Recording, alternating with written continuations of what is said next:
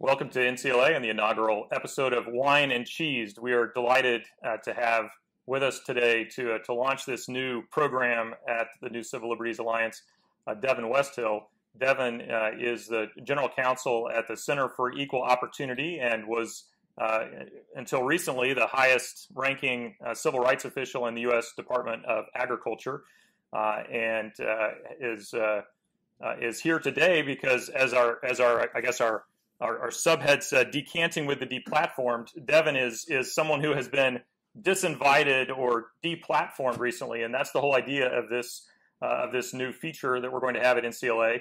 We're not happy with the cancel culture. We're not happy with voices being silenced, and when folks who have reasonable and interesting things to say to the administrative state like Devon has, and they get disinvited, we want to invite those folks here to share with our audience their views so that we can push back against the silencing of rational discourse by promoting rational discourse ourselves. And so we're delighted to have Devon with us. Welcome to NCLA. Thank you very much, Mark. Happy to be here. Terrific. Well, let me just start. We won't dwell on the disinvitation, but just to let people know what happened.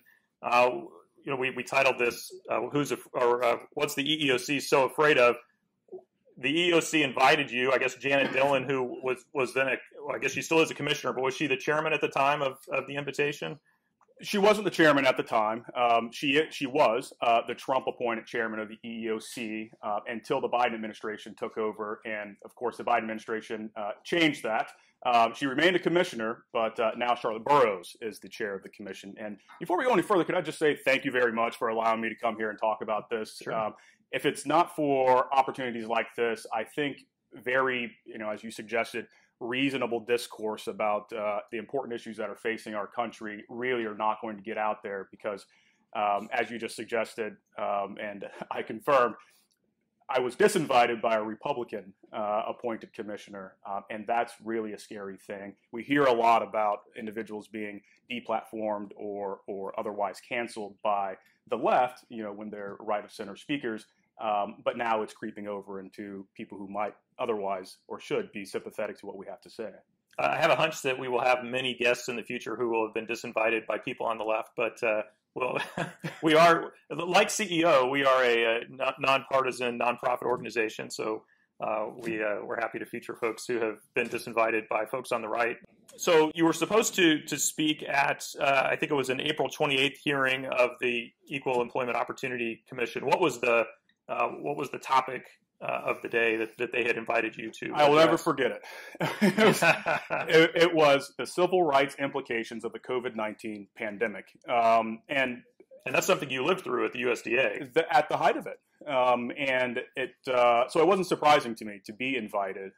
So as you suggested at the start of the program, I was a top civil rights official at USDA during the last year of the Trump administration. And so during that period of time, we saw the maximum shutdowns around the country, maximum telework, the federal workforce, and also got to witness from a very high perch civil rights implications of the COVID-19 pandemic.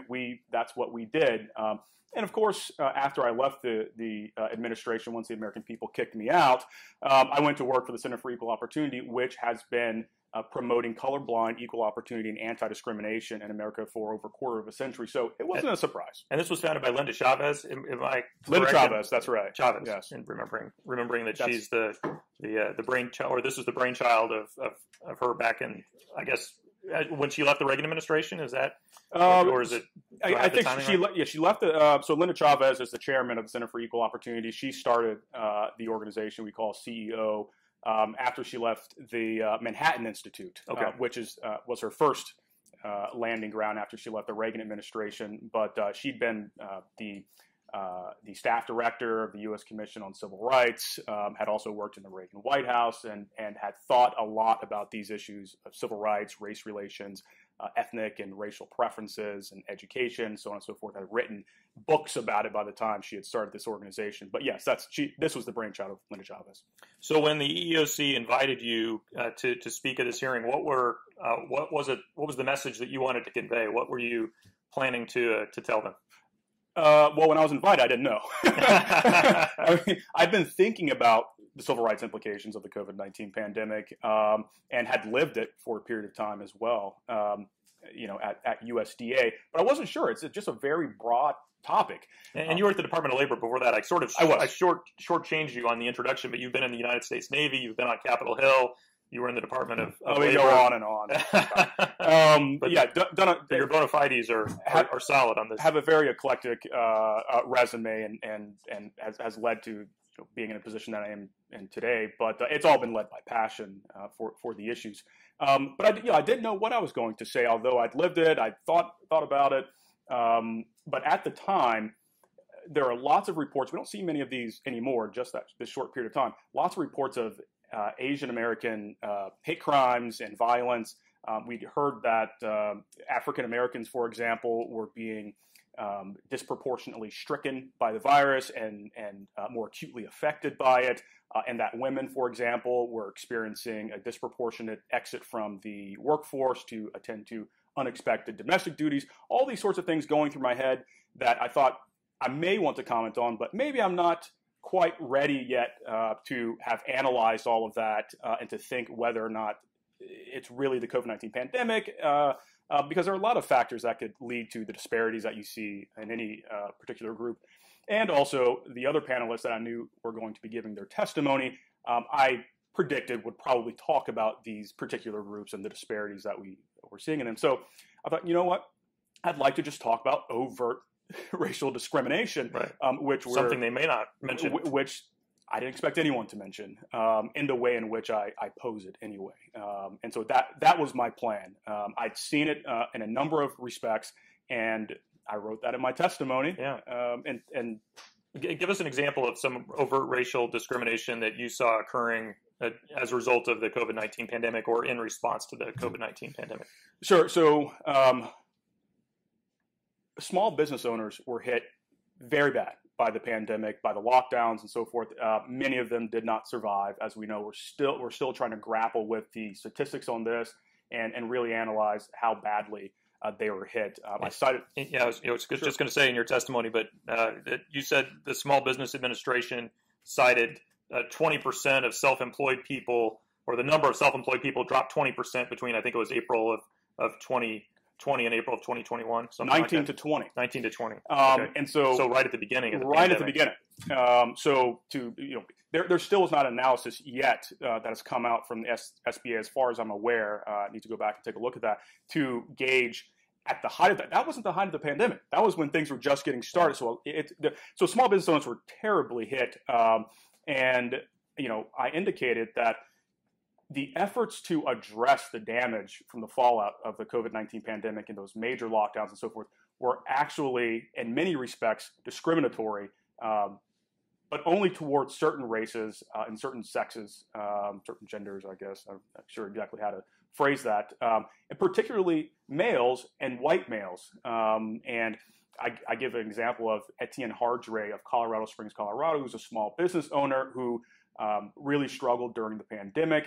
And when Governor Jared Polis, who I call out by name in my testimony, the governor of Colorado, thank you, signed COVID relief legislation for small business owners, Mr. Hardre was not eligible because he was not a racial minority pursuant to the law. And I say that's an example of overt racial discrimination that is affecting not only Mr. Hardre as a small business entrepreneur, but also his family, his workforce, his workers. They're maybe going to lose their jobs, and this is happening all over Colorado to any business owner who is experiencing hardship because of the pandemic, but who otherwise does not fall in that racial or ethnic category for relief. Another example that you mentioned that jumped out at me was racial criteria to be eligible for the vaccine or to sort of jump the line. And I saw, living in Virginia, I saw this firsthand with what the governor of Virginia was doing. Yeah, no, that's right. So just to explain to the audience, during, right after the vaccines had been authorized for emergency use, many, I shouldn't exaggerate, quite a few authorities or jurisdictions around the country were thinking about prioritizing vaccination. Too many. Too many. That's a good way to put it. Based on the race or ethnicity of its residents. What I said, and I'm trying to make it work for the mission of the EEOC, I indicated that this actually is harming the workforce and making it very difficult for employers to find qualified employees who are vaccinated and who want to work. Now we're actually seeing some of that play out in a very tight labor market where employers can't find employees. Is it a cause of what we're seeing now? Maybe, maybe not. But I thought that was something the EEOC might want to hear about and do something about. Well, this is a piece of anecdote data, not real data. But I know my family in Arizona, Indiana, other places in South Carolina. That's primarily where my family. Those three places. They all got vaccinated before I did because they didn't have these sort of like 17 different criteria that you had to meet in order to qualify to be in line to get your vaccine. But in Virginia, where equity seemed to be the most important criteria, rather than, hey, let's just roll this out to people maybe based on age or something that would be very quick and easy to do. As a result, Virginia was near the bottom of states in terms of how quickly they were able to roll out. I think something this is with a doctor as governor, by the way. Simply based on science. We know that certain populations are more vulnerable to being more badly stricken by the virus than others. Older Americans with certain underlying health conditions and so on and so forth. Race or ethnicity had nothing really to do with that. And so I wanted to make sure that the EEOC understood that this was really clogging up the works and actually was very dangerous to have these jurisdictions basically turning away what turned out to be largely white people from being able to be vaccinated. Yeah. Any other examples on the government side of sort of inequities that particularly grated on you? Well, we go on and on, but something that's in the testimony, right? Yeah. One of the things that was really irritating to me, and I'm very happy to see that not only has litigation been launched in this regard, but that there have been some victories as well on this, is in the federal COVID relief legislation for farmers. So I was at USDA, height of the pandemic, working on civil rights issues, and one of the things that we did at USDA was to really mobilize our farmers and ranchers to put together food boxes, is what we called them, for people who are needy in their neighborhoods, in their communities, and give that food to those people. There were no restrictions on that. Certainly not race. But as we saw in the federal COVID relief legislation, farmers who were not farmers of color, so white farmers, were ineligible for relief if they were harmed in some way by COVID-19. And I thought that was really sort of the height of racial injustice, that just during the height of the pandemic, they were really doing everything that they could do for their needier neighbors, and then to be discriminated against like that by their government in response. Sure. Really hit me hard. The thing that I thought was interesting about your testimony, and that I think was one of the things that Commissioner Dillon mentioned as a factor in disinviting you, was that you didn't limit your criticism to the public sector. That you thought that there were some problems going on in the private sector as well. What are some of the concerns that you have? Well, that might going be on there? Yeah. So I was, like I said, I didn't know what I was going to talk about. I stretched a little bit to try to talk about some of the governmental aspects that I saw, and that were problematic and discriminatory, and trying to deal with the fallout from the COVID-19 pandemic. But what was closer to the EEOC's bailiwick is sort of corporate America or private enterprise, and how they were discriminating as well on the basis of race, color, sex, and using the COVID-19 pandemic and the fallout from it as a smokescreen or a cause or reason for their doing so. One of the things that I say is, if something's a bad idea, I was just going to say, if something's a bad idea before the pandemic, it doesn't make it a good idea after the pandemic necessarily. That's right. But if if enough people are concerned about a particular issue, and you can find a way to create a wedge issue, then run with it. And we've seen corporate America do that, unfortunately. One of the things that I say is that former, and I call him out by name, former General Counsel of the Coca-Cola Corporation, Bradley M. Gayton, required an open letter to large law firms. Any of the law firms that they contract with, if they don't put a certain number of diverse or black attorneys on their work, that they would decrease their fees or outright stop doing business with those law firms. And I said, well, this may be of interest to summer clerks at the NCLA. This sort of discrimination. I said that is overtly and facially discriminatory and violative of Title VII of the Civil Rights Act of 1964, and perhaps even other laws as well.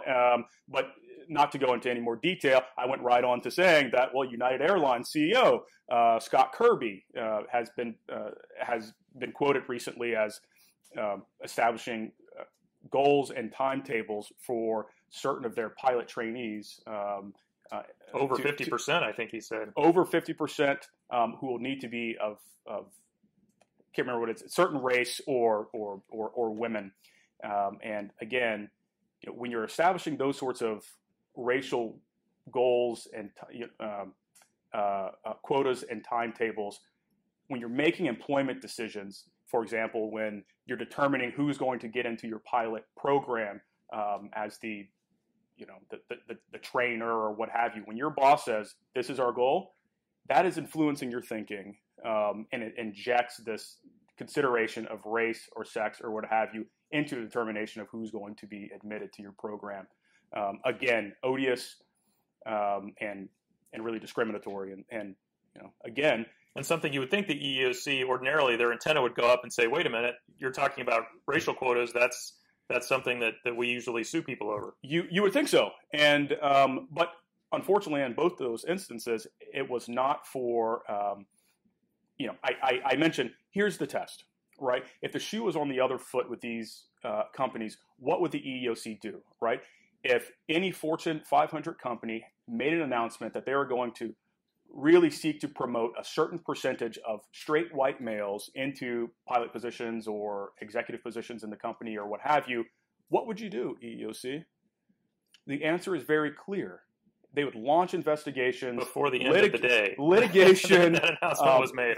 They would send out press releases about what they're doing and so on and so forth to right that racial and sex injustice. And I said, that's the test today. That's what we need to do to make sure that these companies are reined in appropriately. And we know the result. Yeah, they didn't want that testimony to be shared. Well, allow me just to say one thing about that, and we've been a little bit loose in saying the EEOC. I want to be clear that it wasn't the EEOC that deplatformed me or canceled me. It was the Office of Commissioner Janet Dillon. So I don't want to disparage the entire commission, and certainly not the chair's office, whose employees were very gracious to me and accommodating throughout this whole process. And they never, ironically, gave me any flack at all about my testimony. They never were concerned with what I included there. I wanted to go back to one example that you had in here. We've talked about this earlier, but we didn't get to this example. A coffee shop owner, Maria Garcia, in Portland, Oregon, who was excluded by that state's COVID relief legislation, again, because she didn't fall in the appropriate racial category to get COVID relief. That's it. At the end of the day, that's what all of those discriminatory COVID relief legislative efforts were doing. They were only prioritizing certain of races and ethnicities and sexes. And Maria Garcia was not the right race, and so she could not get assistance under the law. Yeah, I find that. I know what's going on, but then you hear about individual instances of it happening, and for whatever reason, it just grabs you more than just hearing about it in the abstract. Well, this was the whole point of, or I shouldn't say the whole point, but a big part of why I wrote my testimony the way I did, and why, unfortunately, I was canceled and criticized for it, and that is that I name-checked terminology that was used and told me how it was deficient, but I name-checked certain government officials, name-checked certain Fortune 100 companies, and specifically named and gave examples of people who were harmed. Again, I thought that would be helpful to the EEOC to show that this isn't some abstract theory that I have, that this is actually a real thing happening. You can call up Maria, you can call up Mr. Hardre and ask them, did this really happen to you? If so, then maybe this is happening to others as well. Absolutely. Well, NASDAQ was another one that you name-checked, I guess. What's NASDAQ up to that seems problematic? Well, the NASDAQ Stock Exchange has submitted a request to the SEC to require that listed companies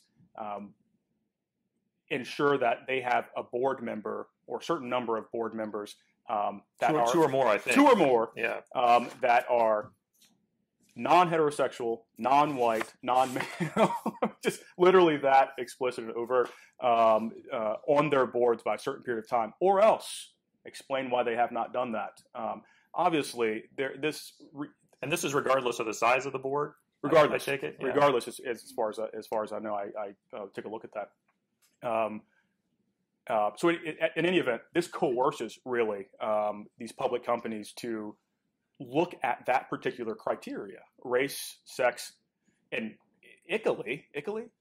sexual orientation. Right. So it doesn't seem relevant to your knowledge of board expertise one way or the other.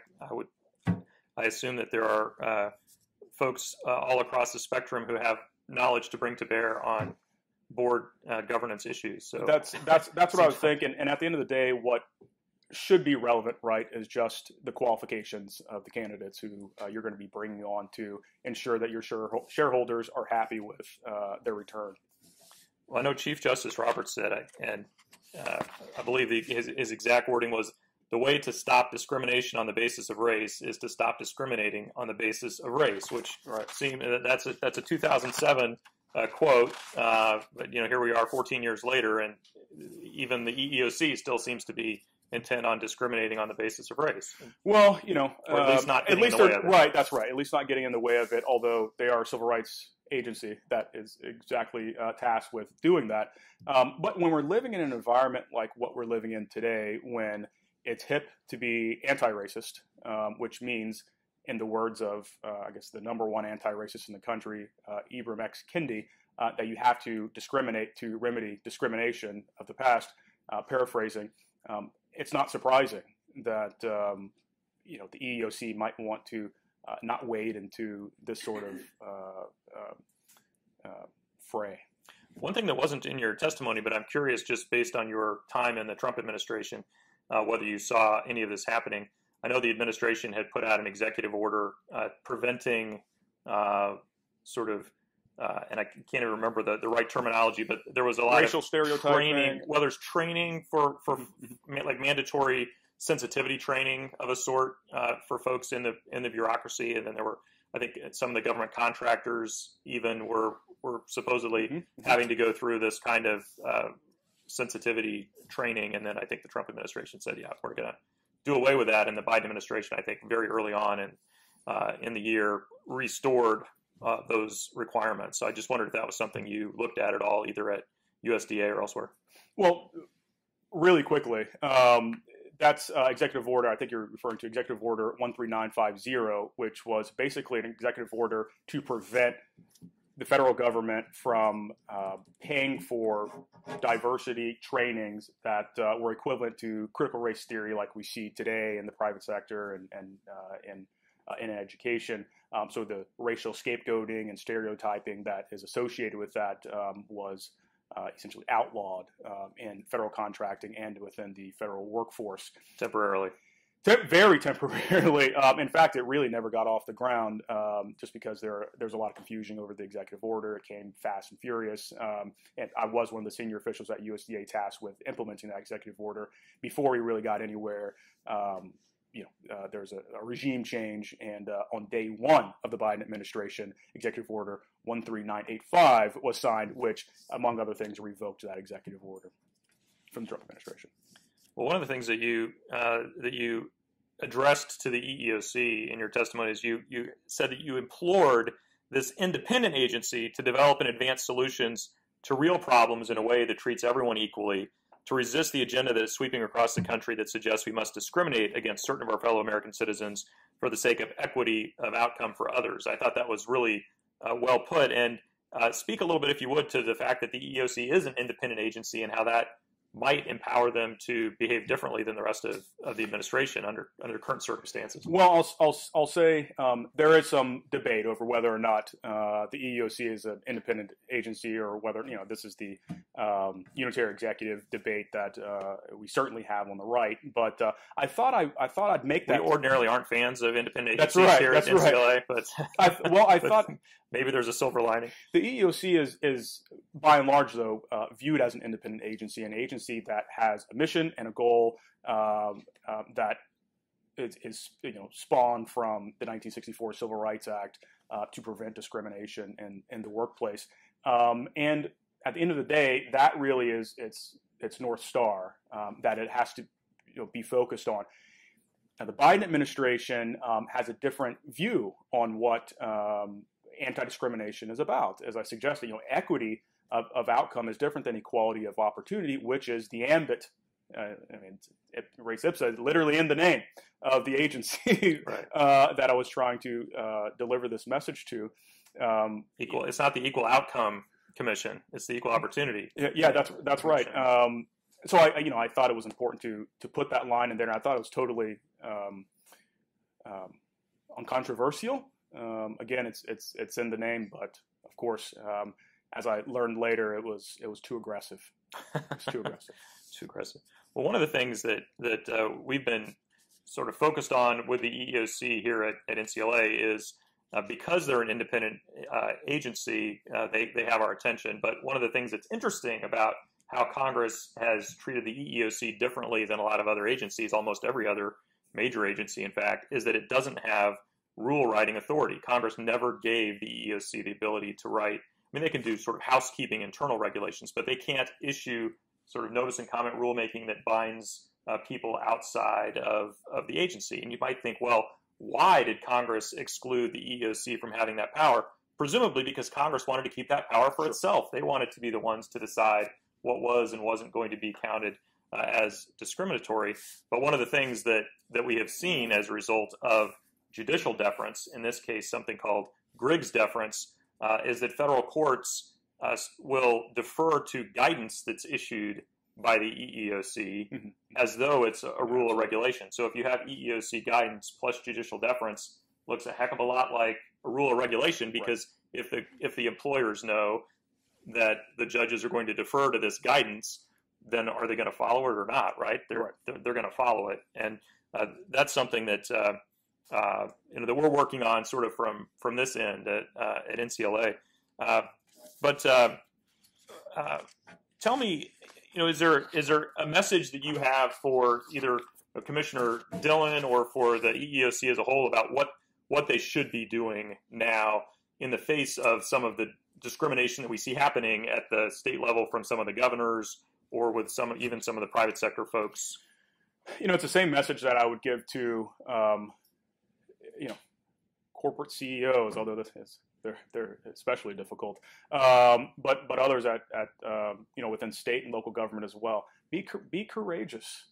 The pendulum has swung pretty far in one direction, which means it can't go much further. Hopefully, it's going to start coming back the other way. And if you get on the wrong side of that, we're going to remember. Be courageous now, and grow that backbone if you don't already have it, and push back against some of this, because at the end of the day, this is what we're going to look back on. When I mentioned actually in my testimony, and Mark and I were talking about this. I have a 4-year-old daughter, a 2-year-old son. They're going to look back on this and wonder, sort of what happened in that period of time. And we're all going to be on the record one way or the other. And I think at the end of the day, we're always going to be a country, I hope that we are, that promotes equal opportunity and non-discrimination. I think we've seen the pernicious effects of it in the past. We're still living with, trying to grapple with a lot of that. We should not go back to it. Be courageous today. Help us to advance, not to regress. Well, one of the things you mentioned in your testimony, you have a daughter who's multiracial. You have a father-in-law who's a white small businessman, and so you've seen him suffer from COVID itself, but also his small business suffered as a result of, I guess, from him contracting COVID. That's right. I'm sorry to say he's not a small business owner anymore. And this was one of the reasons why, and I will say not to get to sound annoyed or anything by being canceled, but this was one of the reasons why I suggested that I could not change my testimony. And I felt I felt that was very important to give this testimony. My father-in-law, a straight white male, has owned a small restaurant, a small business in my hometown for over 30 years. And because of contracting COVID-19 and getting very sick because of it, he lost his restaurant. He lost his business of over 30 years. And I relayed this to the commissioner's office. I said, if he were in any of these jurisdictions that had legislation that was discriminatory, as I explained in my testimony, he wouldn't be eligible for relief. I think that again is the height of racial injustice, and so it hit very close to home for me. Additionally, and ironically, in some jurisdictions, too many, he'd been pushed to the back of the line for COVID-19 vaccination, and that again, the height of racial injustice. This man who was very badly stricken and is not a person of color, and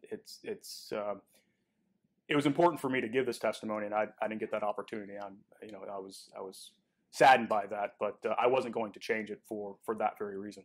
Sure. Well, we're going to come to the audience for questions here in a minute. So be thinking about questions you have. I got a couple of more questions that I wanted to ask you about. When there is an allegation of workplace discrimination, how does that come to the EEOC, or what do you ordinarily expect the EEOC to do about that? I know you weren't General Counsel of the EEOC. You were over at USDA, but do you have a sense of sort of what their role often is in when these discriminatory allegations surface? I mean, do they have some discretion in terms of whether they bring charges or not? Well, I think they do.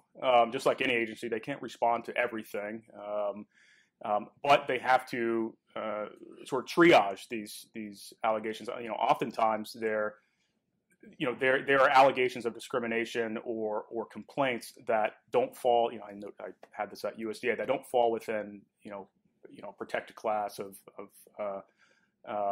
civil rights law, or they're not actually providing a real reason where relief can be given. But when they receive these complaints, they investigate them. If they think that they're worthy of investigation, oftentimes ask for information from companies or other entities that are alleged to have been discriminatory and try to sort it out. And this is overt discrimination, typically, that they're trying to ferret out.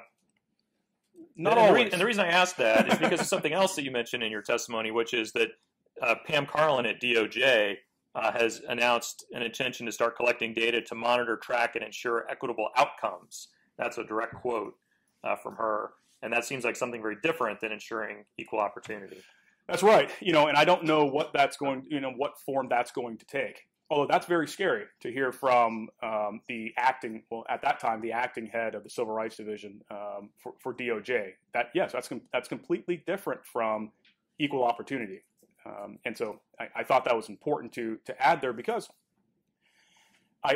not only did I give specific examples of discriminatory activity, not only in businesses, but in government, but it's being fueled by statements like that. It's saying to the country, discriminating on the basis of race or sex or providing preferences in that regard is in vogue, is only going to increase, and it's suggesting to the country that you ought to get in line with it. If not because you already wanted to do it, because I'm basically telling you this is the way the country is going, and it's coercing businesses and other entities to get in line with that really odious equity agenda. The final sort of point I wanted to make is that when we were talking about the EEOC being an independent agency earlier, one of the things that has transcended administrations, Republican or Democrat administration, is that the General Counsel of the EEOC has been a non-political position, or at least it's been a position that the tenure of that position lasts beyond extends from one administration into the next. So, for example, at the beginning of the Trump administration, there was a kind of notorious general counsel who was left over from the Obama administration who served through almost the entire first year of the Trump administration. Well, as soon as Joe Biden was inaugurated as president, he fired Sharon Gustafson, who was the Trump appointee as general counsel of the EEOC. And this violated decades of tradition at the EEOC for that agency. You hardly hear any talk about that at all. But we followed that in part because Adam Gustafson has been on our board of advisors since the beginning of NCLA. So I was aware when that happened. Adam Sharon's son. Yes, sorry, I should have connected that. But to see that it just tells you that there is an agenda behind a lot of what is happening over at the EEOC, and whether I think that what happened to you with the disinvitation is emblematic of a wider set of problems that folks need to be paying attention to at the EEOC. But with that, let me pause and see if we have questions from the audience. I thought I saw a hand, yes, in the front row here. What was specifically their reasoning for disinviting? Yeah, that's a great question. And I cover this and I speculate a little bit as well in a write-up that I did shortly after being disinvited. But I was told specifically that I needed to change my testimony because it was, quote, too aggressive, end quote, and also that I was, quote, name-checking. So I've talked about some of that name-checking already, right? But I still am at a loss for what was so aggressive about my testimony, but that was one of the reasons why I needed to change it. I was canceled specifically because I respectfully refused to do so. And that's when I became persona non grata. That was it. Yeah, that the only other thing is what testimony was actually allowed, like made that once there was what was the other people's testimony that wasn't canceled. Right. Did they invite somebody else who said the same things you would have said, or no? Would you prove to be correct? No, it was also your views were not widely shared among the invitees. No, so I did do a little bit of follow up and reconnaissance or something. Yeah, that's right. I looked at what folks had actually testified to. There was no one that was invited after I was disinvited to sort of fill my space, in part because it was days before the hearing. They weren't going to be able to find anyone to fill the space at that late hour. But as expected, all the other panelists sort of had their niche areas. There was an individual that testified on the civil rights implications of COVID-19 on Americans with disabilities, women, Black Americans, that sort of fare. There was nothing akin to what I submitted. Were there any? Did any of them do name checking? That's a good question. I think that's a good research project for you. I'd have to go back and look at their testimony again. I was mostly concerned about mine. Well, I like one thing that you said in your write-up, and this is at the ceousa.org website is where Devon wrote this piece. You said that your testimony was not aggressive. It was straight talk about the reality of the failure of our governments and other American institutions to treat everyone equally. So I think that's well said.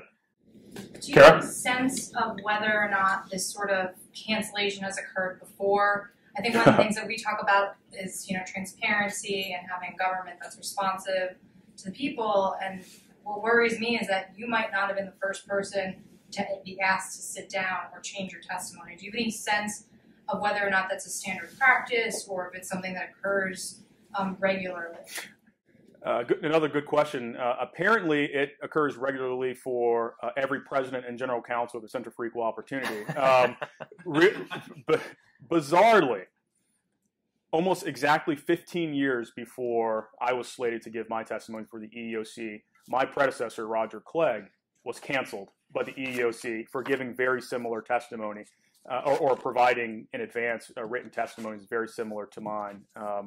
Now, he actually got an opportunity to submit his written testimony and also a supplement. But the exact same thing happened to him. I don't see that really happening as a standard practice. They actually want people to come and testify and have a broad range of views represented in their hearings. just not certain views, I think. And so 15 years apart. Also by a Republican commissioner of the EEOC. That's correct. As it happens. That's correct. Strangely enough. Kerry Dominguez. Yes. Do we have any questions from the Zoom audience? No questions from the Zoom audience. They're totally enraptured with what's going on. But I had a question as a former small business owner who is not a member of any of the protected minorities. I felt like I was required by law to hire and fire on a colorblind basis, on the basis of merit. And I, like your father, I lost my restaurant due to the COVID lockdown. Wow. And all of majority of my employees were members of one or more of these protected classes that all lost their jobs. Isn't it the case at this point that employers like us were subjected to legal repercussions if we don't hire and fire on a colorblind basis, and yet here's the EEOC saying, "Oh, well, you can't say that about the folks who aren't doing it." I always thought that was the law. Is colorblind over? I hope not. I might be out of a job if colorblind is over. Because that's what for over 25 years we've been trying to push, and I think successfully for a large portion of that. But one of the things I write about in my testimony is how our current atmosphere has really, in these racially discriminatory policies and public and private sphere has been driven by the turmoil we have been experiencing over the last year, not only with COVID-19, but also with race relations after the killing of George Floyd, such that we're sort of in a perfect storm of those two things: the anti-racism CRT movement and the pressure to conform to it.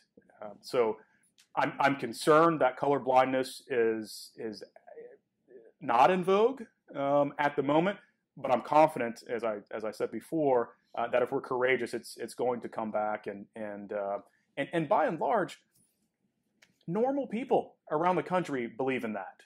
I strongly believe in. I mean, you look at the defeat of Prop 16 in California last year, that was attempting to allow for racial discrimination, basically in their constitution in the state of California.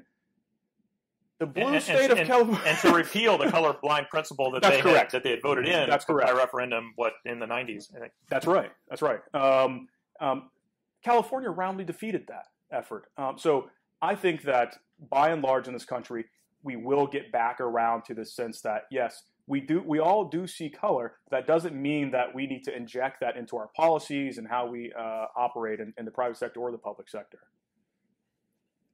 One of the other things that I think is interesting about your point with your restaurant and the diversity of the employees at the restaurant is, what business do these government policies have caring about the race of the owner of the restaurant, as though that dictates how the restaurant employees will suffer? I mean, if the restaurant owners are following the law and hiring on a colorblind basis, presumably they have employees of all stripes who are going to suffer if that restaurant closes down. So. Well, I think also, the data bears out that, and you hear this every sort of talking head on TV, a large proportion of service workers are people of color, and so they are disproportionately impacted when you, white, straight, male, business owner, cannot get relief to keep your business open. They suffer.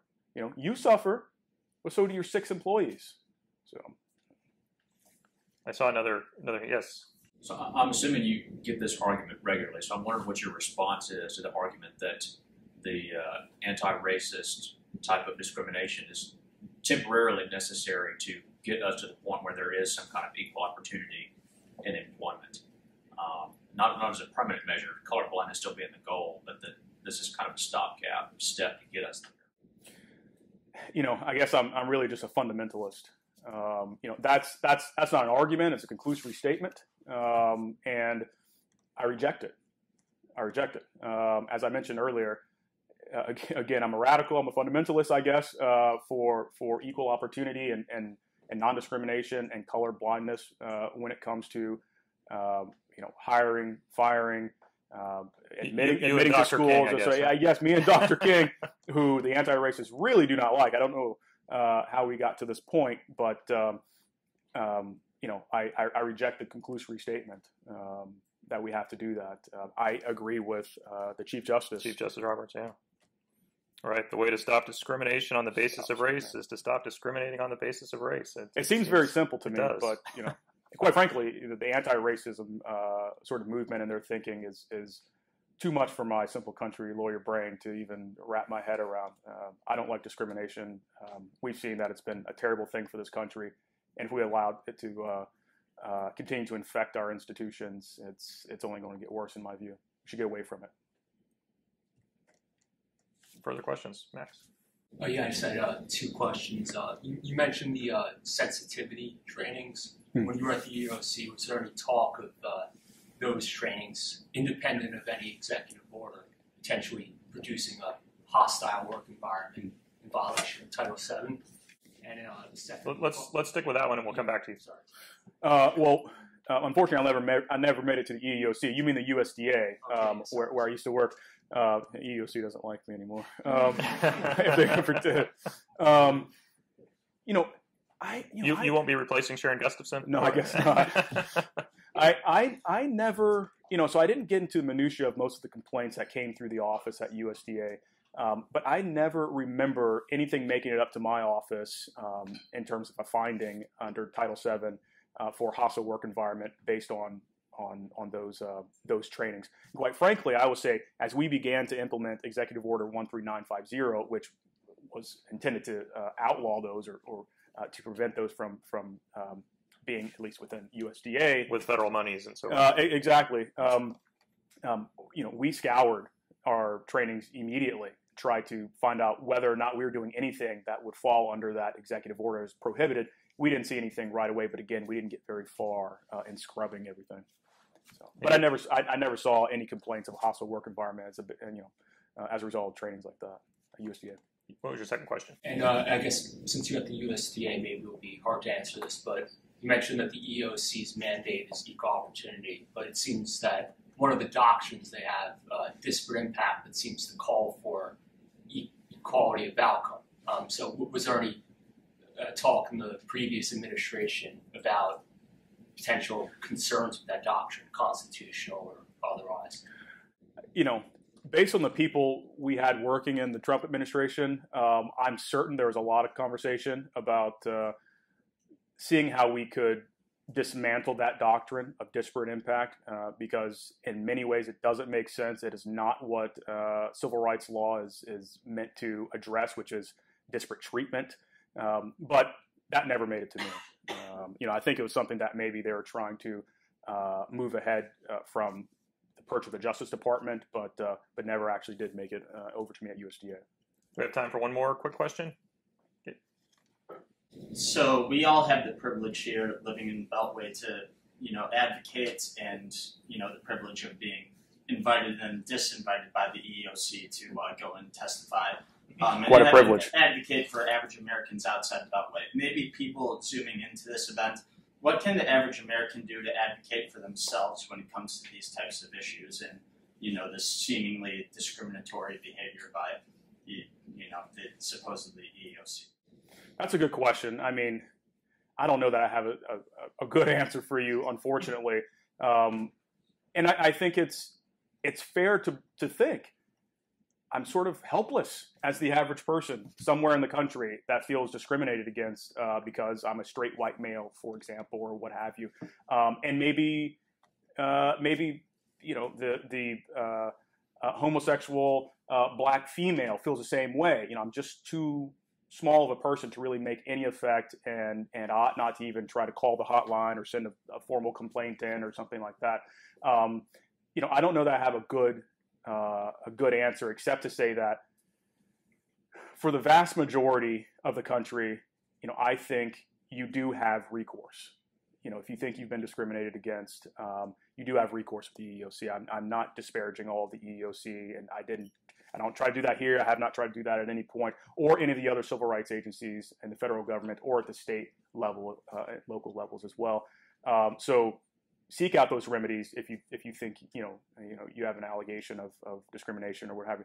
But I do think that we have a lot to do, as you suggested, here in the Beltway as people who see problems with the system, and to get out and to talk about those, and to talk directly with agencies and government officials about them. And when we're canceled, to come to the New Civil Liberties Alliance and tell a Zoom audience and the audience here about what's happening, so that hopefully something can be changed. And we will keep uncorking the canceled at Wine and Cheese. That's our goal. Did you have any final thoughts? Maybe tell us something that you're working on at CEO. Oh, goodness. Well, my final thoughts, I'm just going to loop back around and say I really appreciate being invited to come here. I really like the New Civil Liberties Alliance. I remember when NCLA got started, it was basically just Mark, I think, and he was going around. And Philip Hamburger. And of course, Philip, yes. And just coming around saying, hey, we're doing this thing. We're looking for good lawyers. And I look out on this audience now, and I'm like, wow, there's some good lawyers here now. So all I have to say is look out EEOC. Look out people who are violating people's civil liberties and civil rights. NCLA is here, and they're here to stay, I can tell. Thank you. Thank you. Really appreciate you doing this today.